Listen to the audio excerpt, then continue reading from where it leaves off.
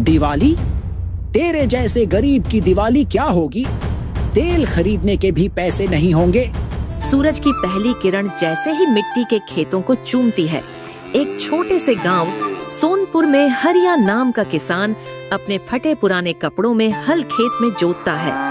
उसके चेहरे पर गरीबी की लकीरें साफ झलकती हैं, मगर उसकी आंखों में मेहनत और उम्मीद की चमक अब भी बाकी है।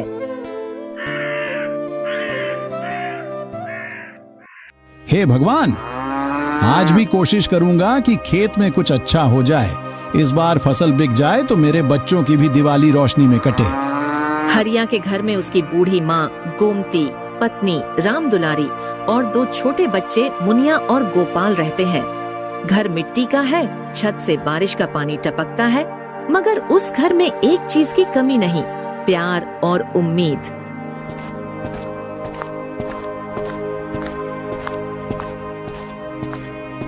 हरिया खेत से लौटते हुए चौपाल से गुजरता है। वहाँ गांव के कुछ अमीर लोग बैठे होते हैं। सेठ मोहनलाल, उसका बेटा लल्लन और 2-3 गांव वाले, जो हरिया का मजाक उड़ाने में हमेशा आगे रहते हैं। अरे हरिया, फिर आज खाली हाथ लौट आया क्या? खेत तो सूख चुके हैं, तू अब तक मेहनत क्यों कर रहा है रे? बापू, इसको बोलो, ये किसान नहीं, फालतू सपने देखने वाला आदमी है। दिवाली आ रही है, सब मिठाई खरीद रहे हैं और ये बेचारा अब भी मिट्टी जोत रहा है। हंसो सेठ जी, मिट्टी तो आपकी भी वही है, बस मैं उसे जोतता हूँ और आप उसे बेचते हो। भीड़ कुछ पल को चुप हो जाती है, मगर फिर भी अमीरों की हंसी हरिया के दिल में कांटे जैसी चुभती है। वो बिना जवाब दिए अपने घर की तरफ बढ़ जाता है।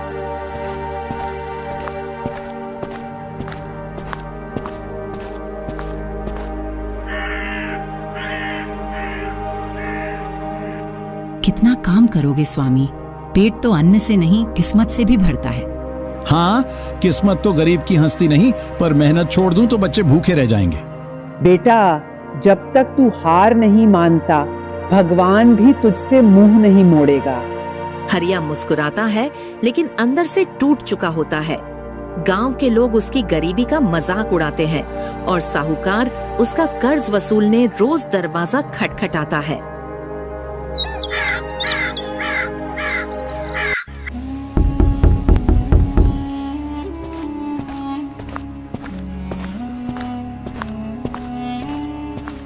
हरिया, 2 महीने हो गए, ब्याज बढ़ता जा रहा है। अब तक पैसा नहीं दिया तो खेत पर कब्जा कर लूंगा। बस दिवाली तक मोहलत दे दो मालिक, इस बार मैं कुछ न कुछ करके चुका दूंगा। दिवाली? तेरे जैसे गरीब की दिवाली क्या होगी? तेल खरीदने के भी पैसे नहीं होंगे। बंसीलाल हंसते हुए चला जाता है, लेकिन हरिया की आंखों में आंसू आ जाते हैं। वो चुपचाप आसमान की तरफ देखता है, शायद ऊपर वाला सुन ले। रात की नींद हरिया के हिस्से में कहाँ आती थी? साहूकार की धमकी, बच्चों की आंखों में उम्मीद और मिट्टी की गंध, सब कुछ उसे अंदर तक झकझोर देते हैं। पर जब सूरज उगता है तो हरिया फिर अपने हल के साथ खेत में निकल पड़ता है। आज जो भी होगा भगवान के भरोसे, बस एक बार धरती माता साथ दे दे। सारी सुबह वो बिना रुके काम करता रहा। पसीना मिट्टी में घुल गया, जैसे उसका दर्द जमीन ने अपने अंदर समा लिया हो। लेकिन तभी अचानक पास के खेत से आवाज आई। अरे हरिया, तू अब भी मेहनत कर रहा है। कल दिवाली है और तेरे घर में एक दिया जलाने का तेल भी नहीं होगा। तेल नहीं है, पर उम्मीद है, वही रोशनी करेगी मेरे घर में। हरिया का ये जवाब सुनकर सब कुछ पल भर को शांत हो गए, लेकिन हंसी फिर भी थमी नहीं। किसान की गरीबी लोगों के लिए मजाक थी, मगर हरिया के लिए वो उसकी इज्जत का सवाल बन चुकी थी। शाम ढली, आसमान में चांद निकला और गांव में दिवाली की तैयारी शुरू हो गई। हर घर में दिए जल रहे थे, मिठाइयों की खुशबू उड़ रही थी और बच्चों के हंसने की आवाजें चारों ओर थीं। लेकिन हरिया के घर में बस सन्नाटा था। स्वामी, बच्चे पूछ रहे हैं कि हमारे घर में दिवाली क्यों नहीं होती। कह दो बेटा, इस बार दिया नहीं, मेहनत जलेगी, अगले साल असली दिवाली मनाएंगे। बेटा, मेरी उम्र तो निकल गई, पर तेरी मेहनत देखकर दिल डरता है, कहीं टूट मत जाना। हरिया माँ के पैरों में सिर रख देता है। बाहर आसमान में आतिशबाजी चल रही थी, मगर उसके दिल में सिर्फ आग थी, दर्द की आग, हिम्मत की आग।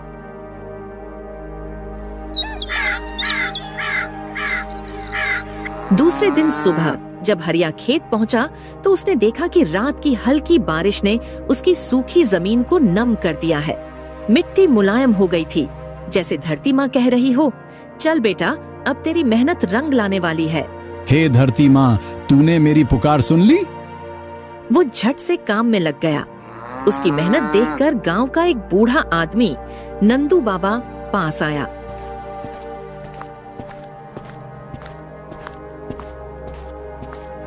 हरिया, मैंने तेरे जैसा जिद्दी आदमी नहीं देखा बेटा। बाकी सब हंसते हैं, पर तू मिट्टी से प्यार करता है। याद रख, मिट्टी कभी अपने बेटे को खाली हाथ नहीं लौटाती। बस यही भरोसा है बाबा। दिन बीतते गए और धीरे धीरे खेतों में हरी फसलें झूमने लगीं। हरिया के खेत से गेहूं की खुशबू उठी, जैसे सालों की मेहनत अब बोल रही हो, देखो, गरीब की मिट्टी ने भी सोना उगाया है।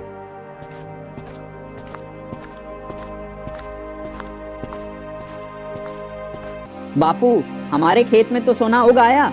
हाँ बेटा, ये सोना नहीं, तेरे बाप की मेहनत है। स्वामी, अब की बार तो हम भी दिया जलाएंगे। हाँ, इस बार गरीब किसान की भी दिवाली होगी।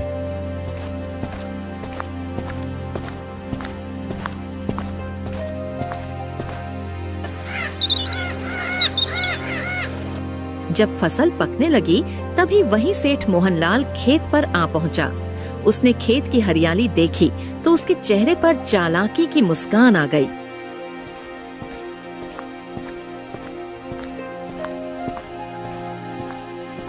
वाह हरिया, अब तो तेरी किस्मत खुल गई है। चल, अब मेरा कर्ज चुका दे। सेठ जी, जब अनाज बेच दूंगा तो सबसे पहले आपका कर्ज चुका दूंगा। कहीं तू सोच तो नहीं रहा कि ये फसल तेरी है?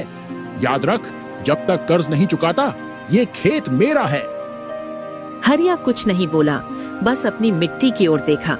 वो जानता था अगर इस बार हार गया तो उसके बच्चों का भविष्य अंधेरे में चला जाएगा।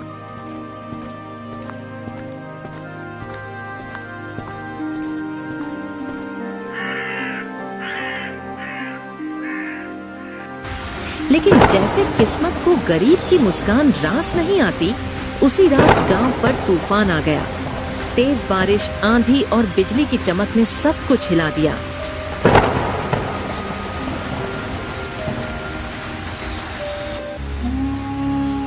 स्वामी, बाहर मत जाना। मुझे खेत देखना है, मेरी पूरी मेहनत वहां है।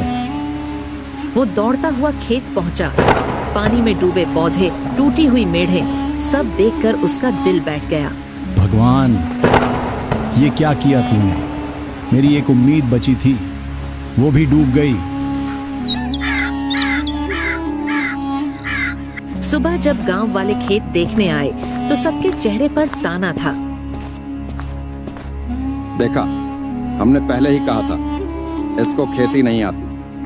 अब तो तू पूरा कर्जदार हो गया हरिया, खेत मेरा हुआ। हरिया की आंखों में आंसू थे, लेकिन उसकी हिम्मत अब भी जिंदा थी। खेत बेच दूंगा, घर गिरवी रख दूंगा, पर अपने बच्चों की हंसी कभी नहीं बेचूंगा। तूफान के बाद गांव में सन्नाटा था। खेतों की मिट्टी बर्बाद हो चुकी थी, लेकिन हरिया अब भी अपने खेत की मेड़ पर बैठा था। उसकी आंखें सूजी हुई थीं, मगर चेहरे पर एक अजीब सी शांति थी, जैसे वो टूटकर भी कुछ नया सोच रहा हो।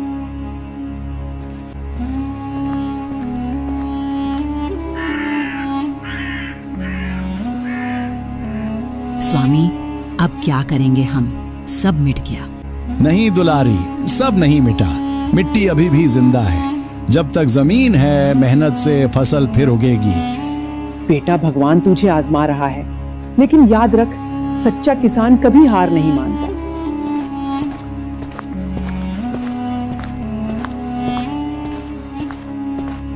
हरिया खड़ा हुआ, हाथ में मुट्ठी भर मिट्टी ली और बोला, ये मिट्टी मेरी माँ है। अगर ये फिर से हरी नहीं हुई तो मैं भी चैन से नहीं बैठूंगा। अगले दिन जब गांव के बच्चे स्कूल जा रहे थे तो हरिया के बेटे गोपाल और बेटी मुनिया रास्ते में सुन रहे थे। अरे देखो देखो, ये तो उस गरीब किसान के बच्चे हैं जिसके खेत बह गए।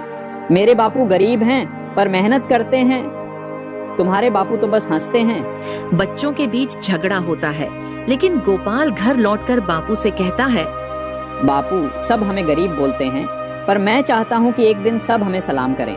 वो दिन जरूर आएगा बेटा, जब गरीब का बेटा भी अमीरों को सिखाएगा कि इज्जत पैसों से नहीं, मेहनत से मिलती है।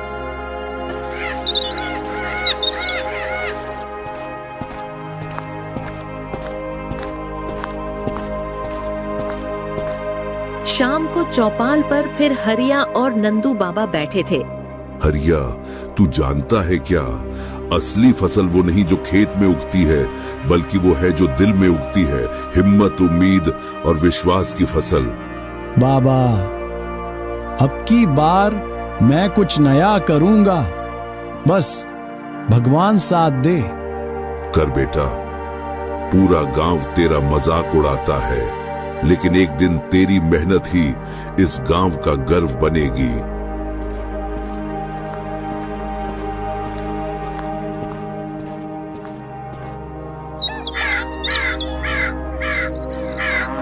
अगले ही दिन हरिया ने अपने खेत के बचे हुए कोने में जाकर कुछ बीज बोए, पर ये बीज गेहूं या धान के नहीं थे, वो सब्जियों और फूलों के बीज थे। अरे ये तो क्या कर रहा है, ये फसल तो कोई नहीं बोता यहाँ। सब वही बोते हैं जो सब करते हैं। मैं वो बोऊंगा जो लोग खरीदेंगे। गांव में कोई सब्जी नहीं उगाता, अब मैं उगाऊंगा।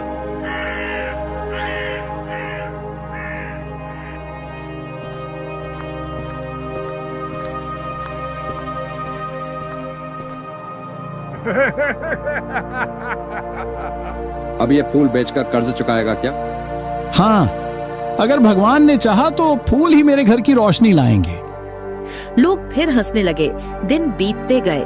हरिया रोज सुबह सूरज निकलने से पहले खेत पहुंचता और रात तक काम करता। धीरे धीरे उसकी सब्जियों की बेलें बढ़ने लगीं और फूलों की खुशबू पूरे खेत में फैल गई।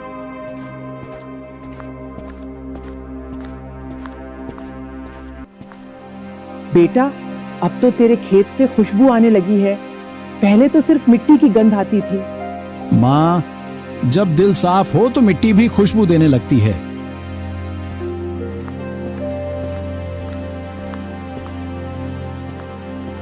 एक दिन शहर से एक ट्रक आया। उसमें बैठा आदमी गांव के किसानों से माल खरीदने आया था। वो जब हरिया के खेत पहुंचा तो फूलों की खुशबू से रुक गया।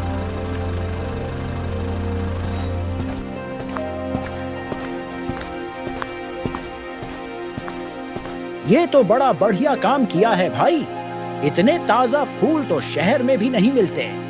साहब, अगर चाहो तो ले जाओ, मेरे पास और भी हैं। ले जाऊंगा सब, और हर हफ्ते आऊंगा। हरिया की आंखों में आंसू आ गए। सालों की मेहनत का फल आखिर मिल गया था। उसने आसमान की ओर देखा, जैसे कह रहा हो, धन्यवाद भगवान, तूने मेरी मिट्टी को फिर जिंदा कर दिया।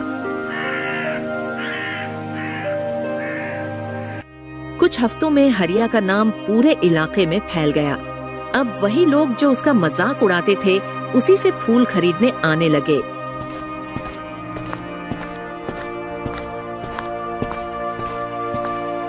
हरिया, मैंने तेरा बहुत मजाक उड़ाया बेटा, तू असली किसान निकला।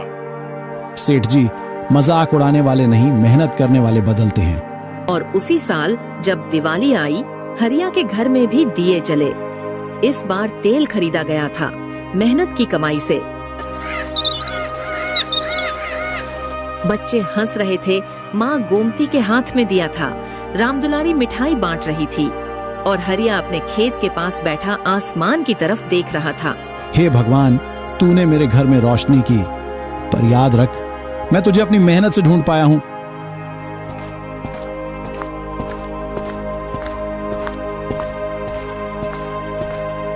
बापू, अब सब कहते हैं हरिया गांव का सबसे बड़ा किसान है। नहीं बेटा, मैं बड़ा नहीं हूं, बस मेहनती हूं, और मेहनत करने वाला कभी गरीब नहीं होता।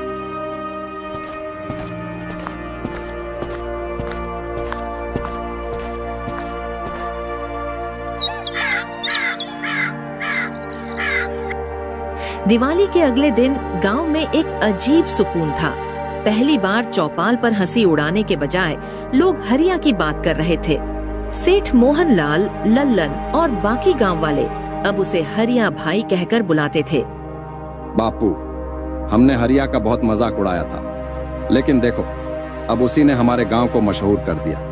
जिस मिट्टी को हम बेकार समझते थे, उसी ने हमें शर्मिंदा कर दिया। अब हरिया न सिर्फ अपनी फसल बेचता था, बल्कि गांव के दूसरे किसानों को भी सिखाने लगा कि कैसे कम जमीन में ज्यादा उगाया जाए। उसने गांव में एक छोटी सी किसान समिति बनाई, जिसमें हर गरीब किसान जुड़ सका।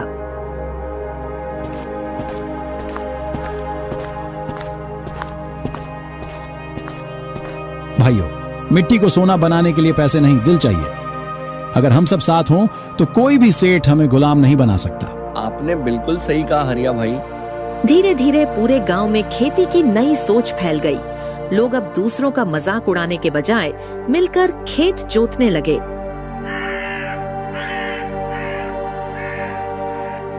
एक शाम हरिया की माँ गोमती आंगन में बैठी थी, हाथ में दिया लिए। उसने आसमान की ओर देखा और मुस्कुराई। बेटा, तूने मेरा सपना पूरा कर दिया। अब इस मिट्टी को तूने फिर से जिंदा कर दिया है। नहीं अम्मा, ये तेरी दुआ थी जिसने मिट्टी को फलने दिया। याद रख बेटा, अमीर वो नहीं जो पैसे वाला है, बल्कि वो जो सबको रोशनी बांट दे। अब तू वही रोशनी बन गया है। गोमती माँ के शब्द जैसे भगवान का आशीर्वाद थे। हरिया के दिल में एक नई जिम्मेदारी जाग उठी। अब वो सिर्फ अपने परिवार के लिए नहीं, बल्कि पूरे गांव के लिए मेहनत करेगा। कुछ दिन बाद सेठ मोहनलाल खुद हरिया के घर आया। उसने अपनी पगड़ी उतारी और हरिया के पैरों में रख दी।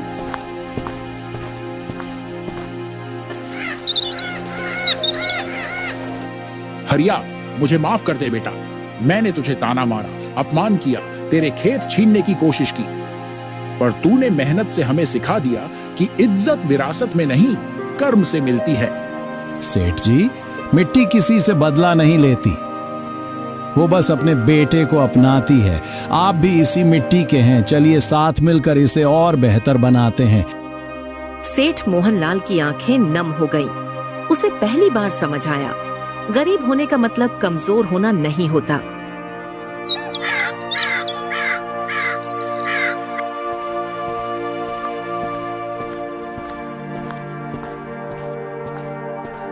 साल भर के भीतर हरिया का नाम पूरे जिले में फैल गया।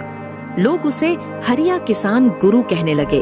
शहर से अधिकारी आए, मीडिया ने खबर छापी। जिसने मिट्टी से फूल उगाए, उसी ने उम्मीद भी उगाई। हरिया जी, आपको कैसा लगता है जब लोग आपको अब सम्मान देते हैं? सम्मान तो भगवान का होता है सर जी। मैं तो बस वही करता हूँ जो मिट्टी सिखाती है, गिरो उठो फिर उगो। एक साल बाद वही दिवाली आई। जिस दिन पहले हरिया के घर अंधेरा था, अब पूरे गांव में रोशनी थी। गांव के बच्चे मिठाई बांट रहे थे और हर घर में हरिया के फूलों के हार लगे थे। सेठ मोहनलाल के घर के दरवाजे पर भी वही लिखा था।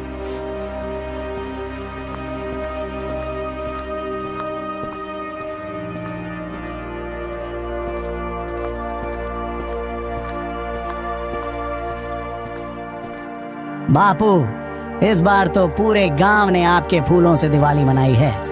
हाँ बेटा, आज गरीब किसान की असली दिवाली है। अब रोशनी मेरे घर से नहीं, मेरे खेत से फैल रही है। हरिया की कहानी सिर्फ एक किसान की नहीं, बल्कि हर उस इंसान की है जो टूटकर भी खड़ा रहता है, उसने दिखाया कि मेहनत कभी व्यर्थ नहीं जाती, मिट्टी कभी गलत बेटे को नहीं छोड़ती और उम्मीद की लौ सबसे बड़ी दिया होती है। कभी सोचा था मेरी दिवाली नहीं आएगी, पर अब समझ गया। तो दिवाली तब नहीं मनती जब घर में दिए जलते हैं, दिवाली तब मनती है जब दिल में हिम्मत जलती है। तो दोस्तों, आपको ये कहानी कैसी लगी हमें कमेंट में जरूर बताइए।